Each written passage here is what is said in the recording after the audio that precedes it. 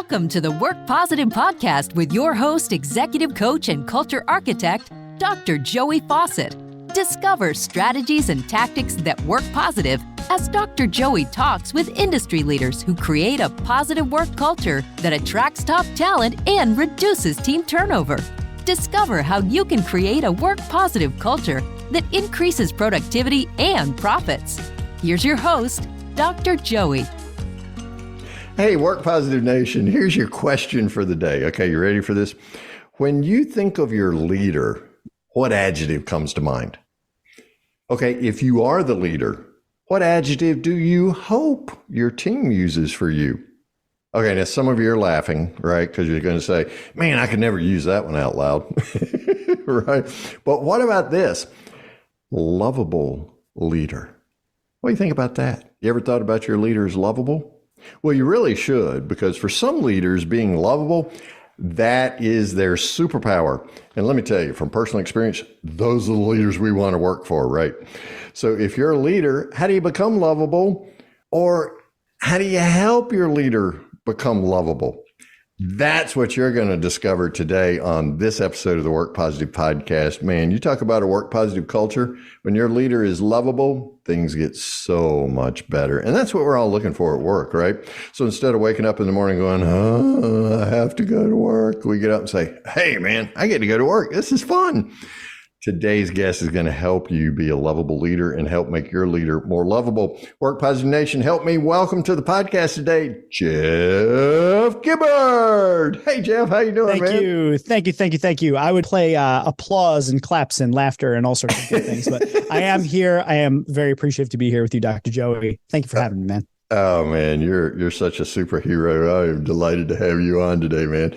So, lovable leader. Somebody in Faith Positive Nation laughed when I said lovable leader because they're like, dude, my leader is anything but lovable, right? Where'd you come up with this notion of a lovable leader? So the whole thing really began when the title of the book and the entire outline for the book all happened at the exact same time.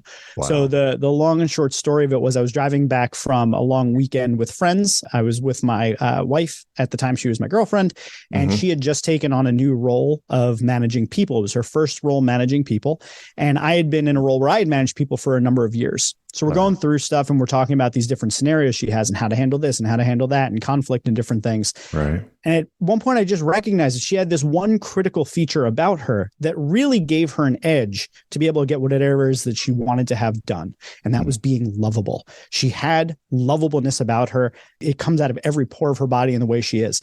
So that even as she went through all the tactics and the conflict resolution and all the different tactics that she would need as a leader, it was the fact that she was lovable that really gave it the edge. So we basically put together the entire outline of that book right there in that car ride home. We came up with the title right there on the spot. I said, lovable leader, that's you. All right, let's come up with the outline. Bust out my Evernote. And then we did that. Okay. So after you guys crafted the outline, did you ask her to marry you? It was shortly after that I asked her to marry you. Yes.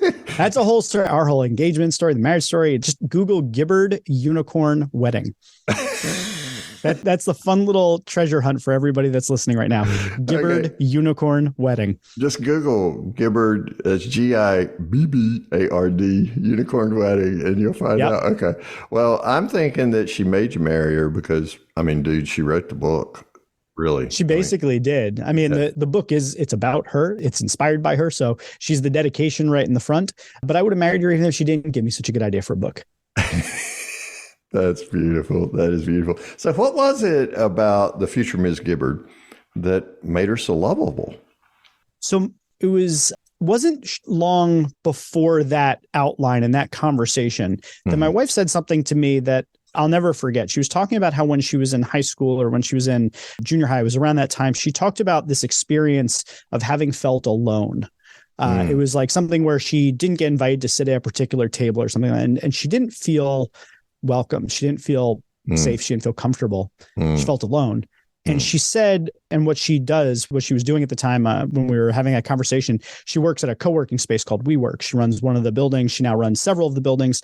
What drew her to co-working, the idea of it, why she became so good at it, was that she always said, I never want anyone here to ever feel alone. And it drew back to this experience she had when she was a kid about not making people feel alone. So I interrogated that. I started to try and understand, like, what does that mean to not make people feel alone? And what really came out of it were became the 3 pillars of lovable leadership, which is care, trust, and safe travels.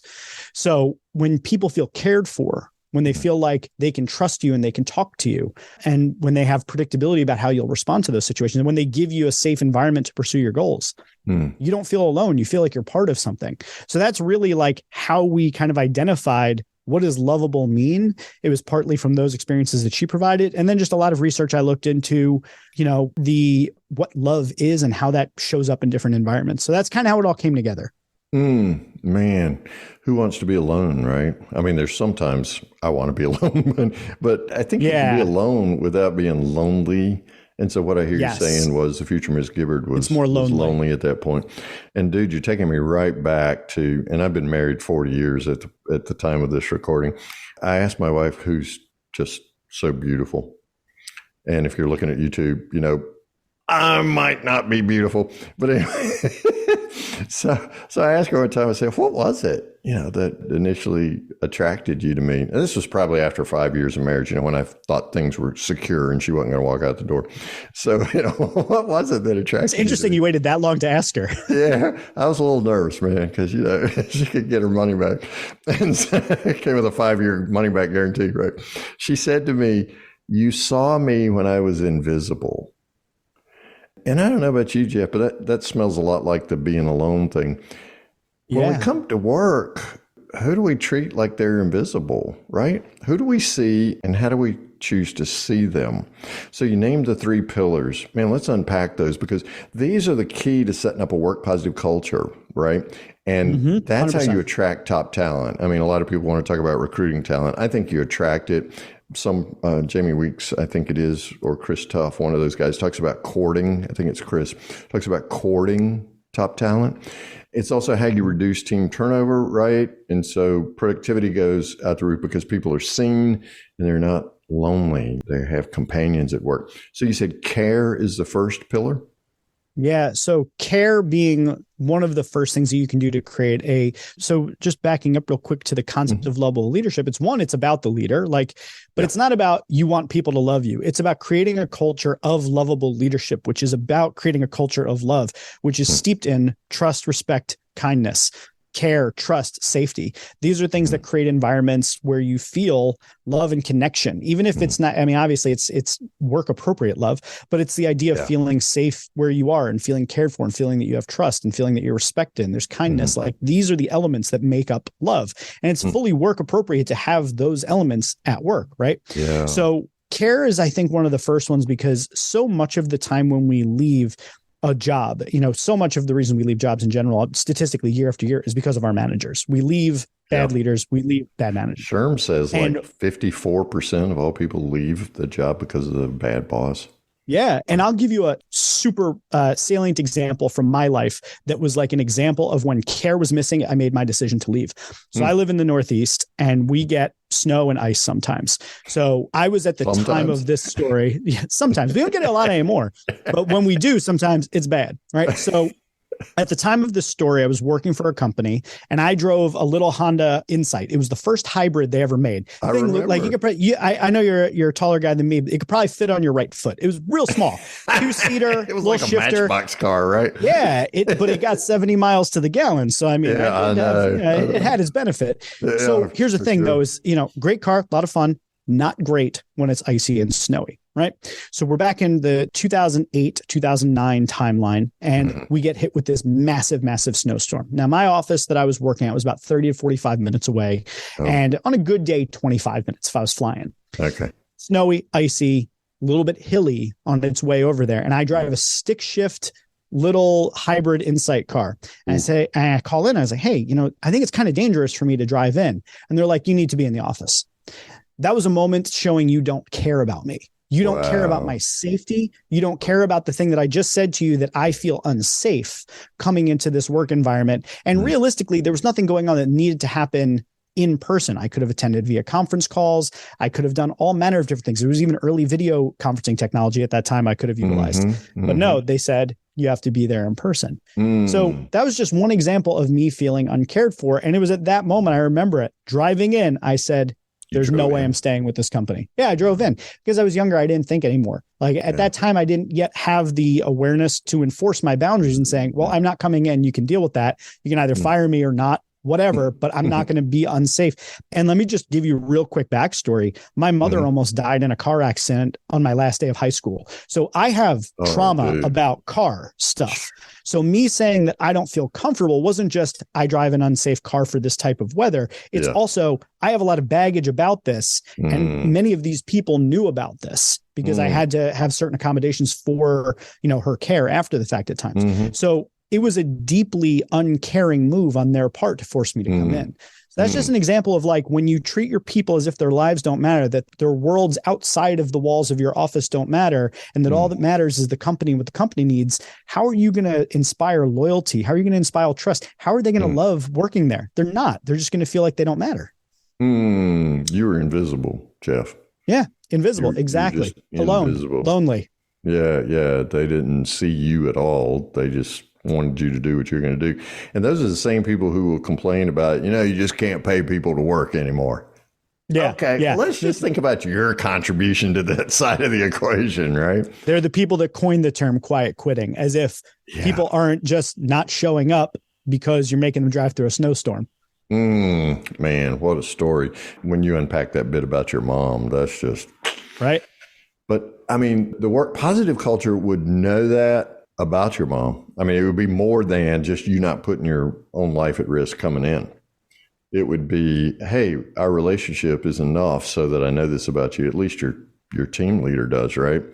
Hey, Jeff, I know that, this is a challenge for you under normal conditions, right? But these conditions, let's just stay home. You can get on the phone and say, let's have a call and do what we need to do. So care is the first thing. And that sounds simple when we talk about it, the way that you and I are talking about it, but it takes an extra effort to see a person as a person instead of a worker bee and whatever it is that they can contribute to our bottom line, right? Yeah. The cool thing is when you engage them and they become productive, it's because you cared about them. So what's that second pillar, Jeff, of a lovable leader? So the second pillar is trust. I am such a huge fan of talking about this. There's an author that I'm a huge fan of named Robin Dreeke. He wrote a book called The Code of Trust. If you haven't spoken to him, I'm going to make an introduction. He's an amazing podcast guest. He's a podcaster. He's awesome. I actually just recently spoke to him and we went deep down the rabbit hole of talking about trust because that's his thing. And I love talking with people about it. One of the things that he said that I think is really interesting is that in order to build trust, you have to be able to create a sense of safety in people and predictability. These are two things that people look for. And in my book, I talk a lot about trust as a piece of, it's about predictability. So like you have to trust that something is going to go the way that your expectations are. You want to meet people's expectations. And I have a whole framework in the book about establishing trust, having great conversations called sitting on the same side of the table. But essentially you want to put other people, you want to center other people in the conversation and in the discussion about whatever it is. And you want to make sure that they know that you have their best interest in mind, that you're going to make them feel safe, that you're going to care about their well-being. And all of these pillars, they don't stand alone. They really overlap. So creating trust is really about centering other people, listening to them, being curious about them, and then trying to find a place where your goals align so that you're always sitting on the same side of the table. Oh, that's beautiful. Man, trust. Talk about the relationship between trust and predictability.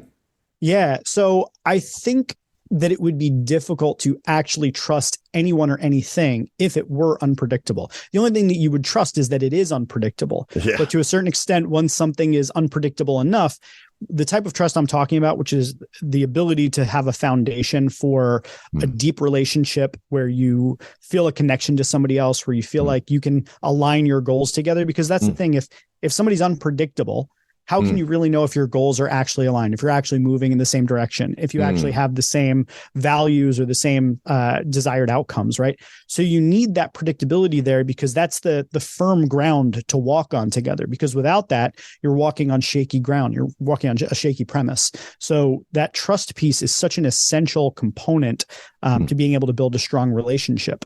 It is. And we earn that trust, right? By being predictable, or at least consistent. Hopefully predictable. So that means when I tell you I'm going to do something, I do it. Yeah, 100%. That's such a good point. Yeah. And when I tell you I'm not sure I can do that, but let me work on it and I'll get back with you. Okay. So now we're talking about integrity as a pathway to predictability. And then Mitchell Levy from Credibility Nation unpacks credibility around this same kind of concept. I like to think about it as you're making deposits in someone's bank account, right? Yeah. And so predictability, trust, care, those kinds of things, I'm making deposits. Now, I'm human as a leader, and I'm going to screw stuff up. And that's predictable, right? Yeah. But I'm always going to come back to you and own it. How does that personal responsibility enter into developing trust as a lovable leader, Jeff?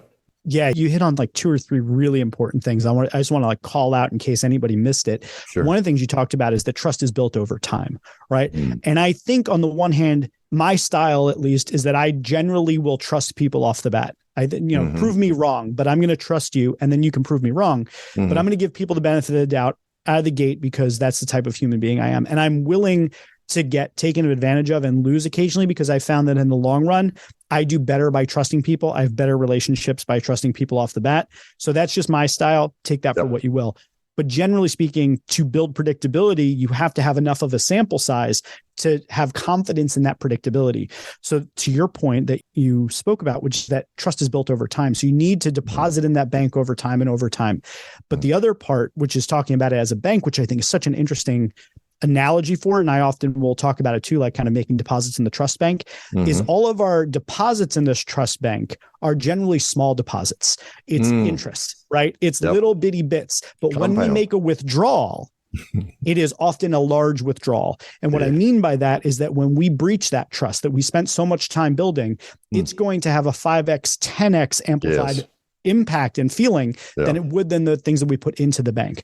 So that's also to the point that you were making as well about owning your mistakes. If you want to limit the size of that withdrawal, you have to not try and cover it up and pretend that it didn't happen. You need to own it because that's actually a contribution back into the bank. You're saying, I screwed up.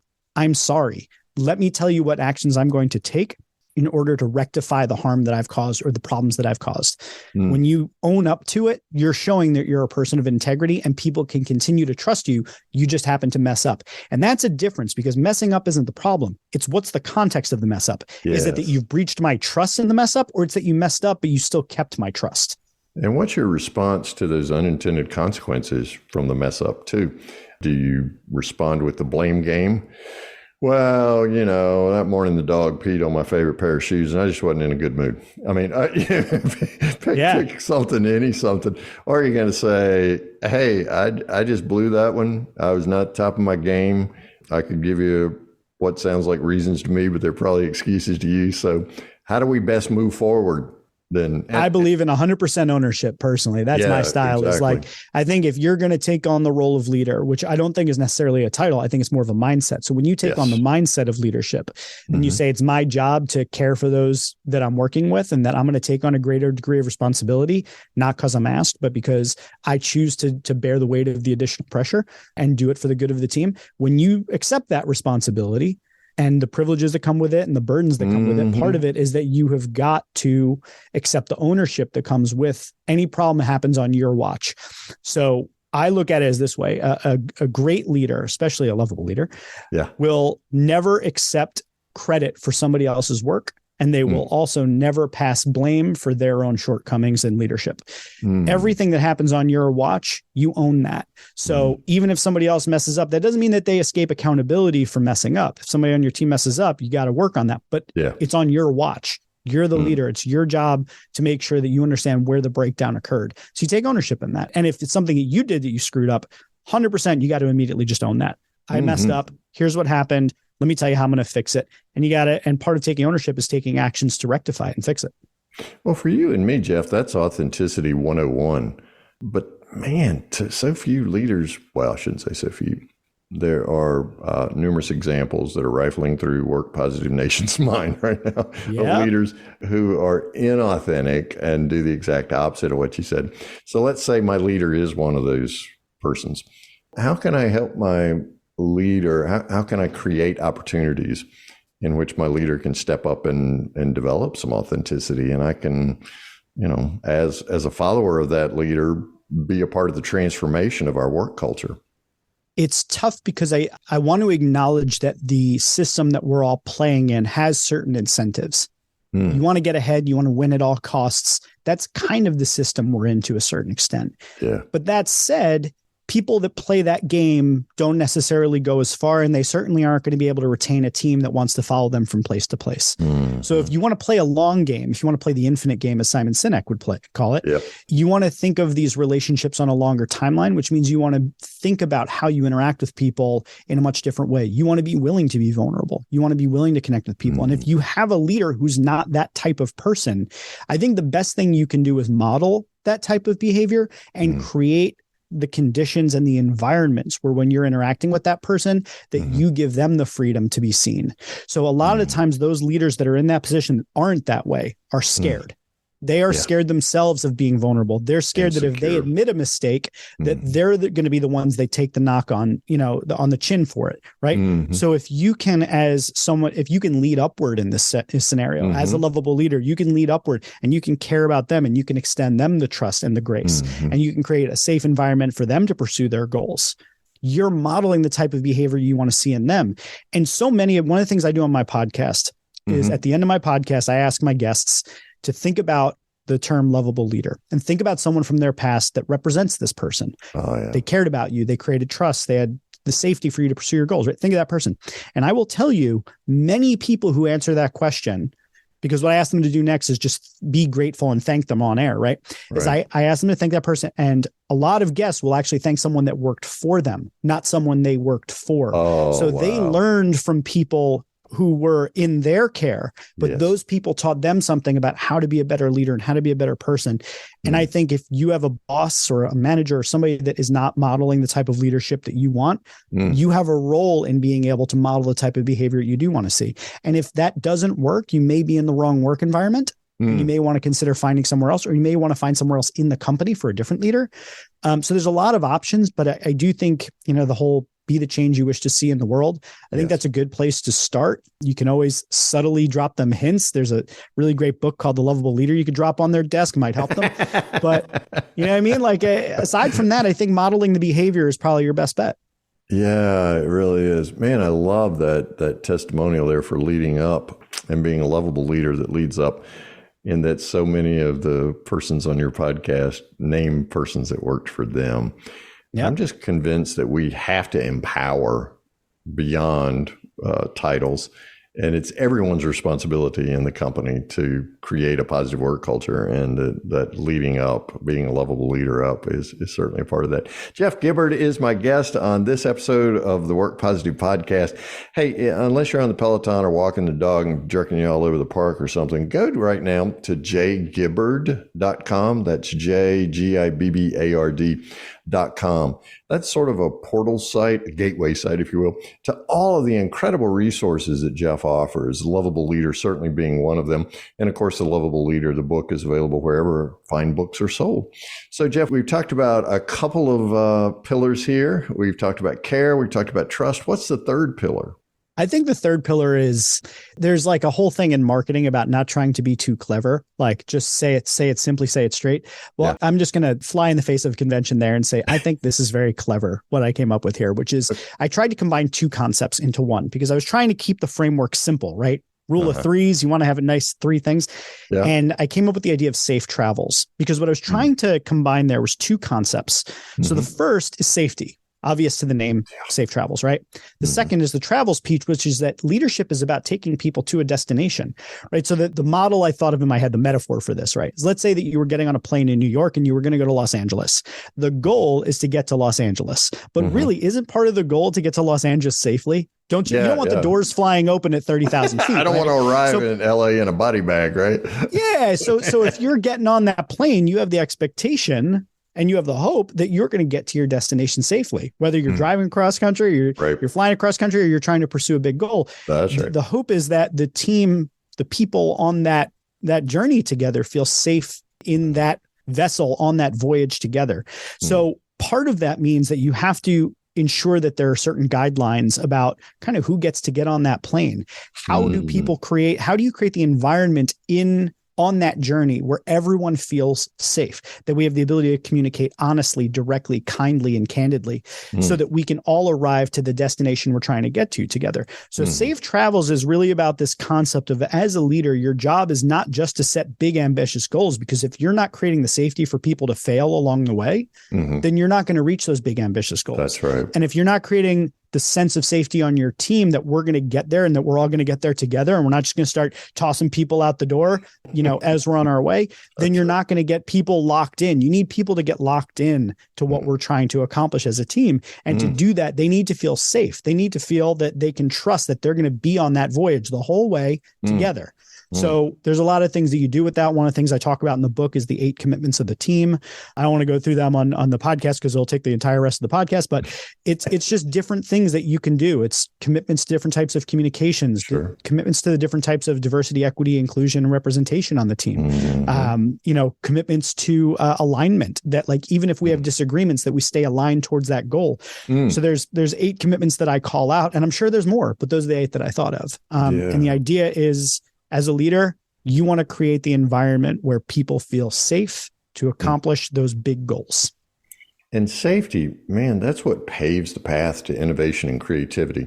And if you want a competitive advantage in your company, if you want to be a leader in your industry, you got to innovate.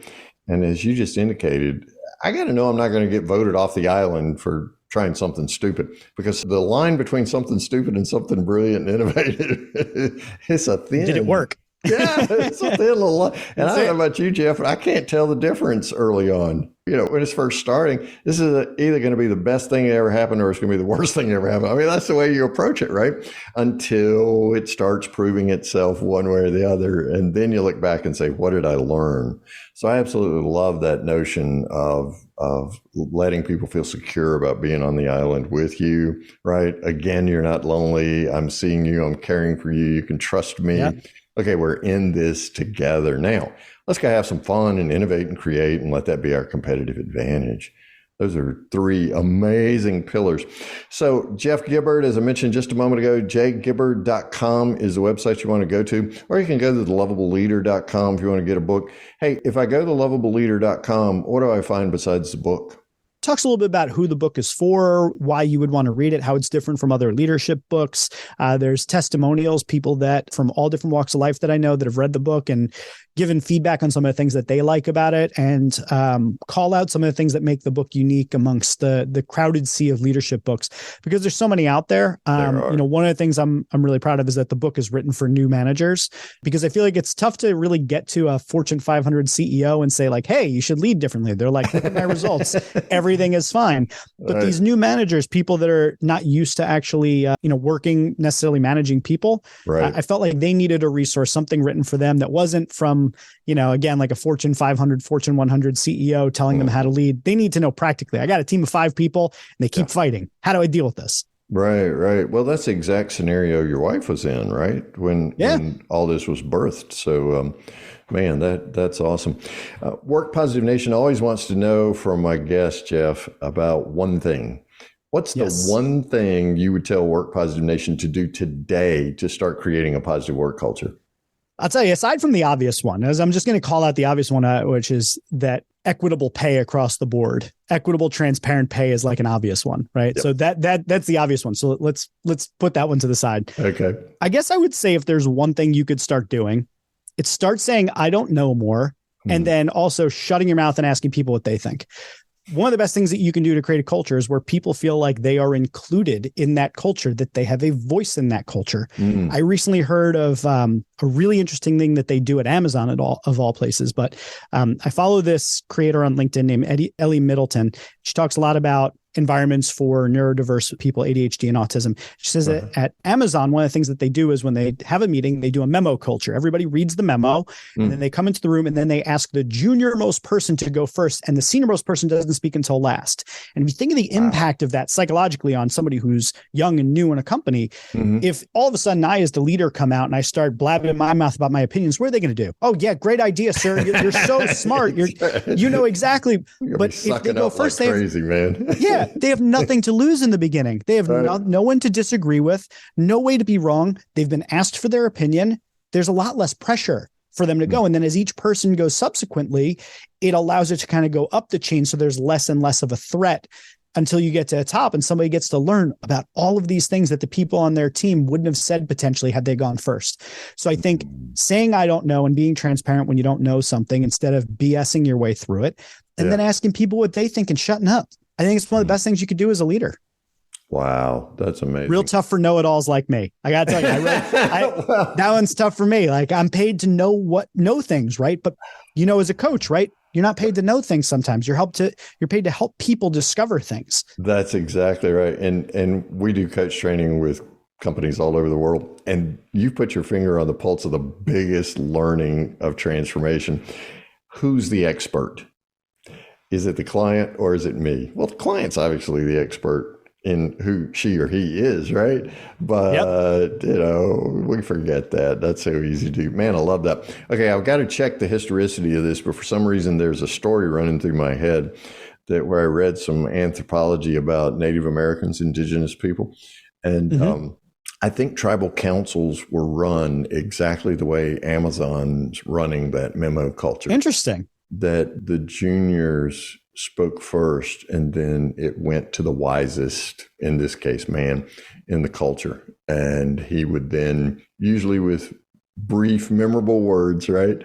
He would summarize what had been said and then twist it a little bit differently to throw some wisdom on it. I have to check the historicity of that. For some reason, that story's running through my head. So now you're giving me some homework. I appreciate that. Jeff Gibbard is my guest. Man, we could talk for days or weeks about this. You're amazing. I understand why you're regarded as a superhero right here, right now.